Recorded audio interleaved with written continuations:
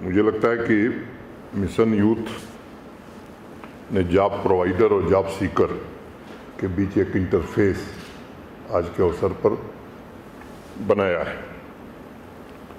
Vision India के साथ जो MOU साइन किया गया है, हमारे यूथ को उनकी योग्यता के आधार पर अच्छे अवसर जॉब के मिल सकें, ये उसका उद्देश्य होगा। विजन इंडिया हम सब जानते हैं एक देश की मानी जानी HR कंपनी है।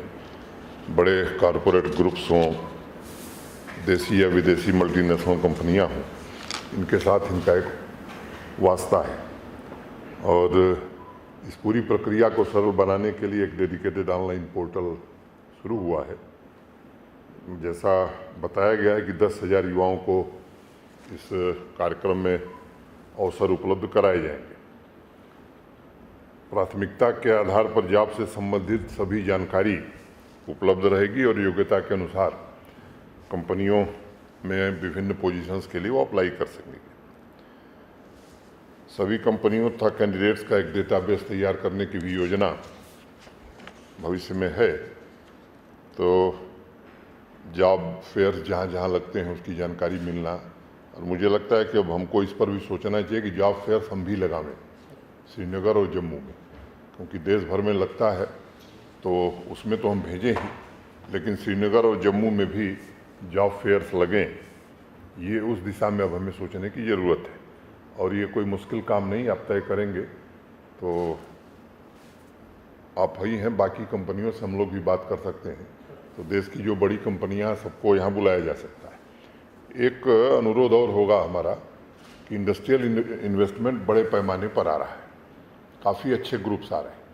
तो एक आपकी बैठक इंडस्ट्री के साथ होकर के कि जो नई इंडस्ट्री आने वाली है उसमें स्थानीय युवाओं को कौन सा स्किल हम दें, ताकि अधिक से अधिक यहीं के लोग, उनको निर्देश प्रशासनिक रूप से हम लोग देंगे कि स्थानीय युवा को ही आपको लेना है, लेकिन कुछ स्किल्ड फोर्स जो उनको चाहिए होती है, कभी कभी लोकल फोर्स हम नहीं दे पाते, तो उसके कारण हमें दिक्कत होती है।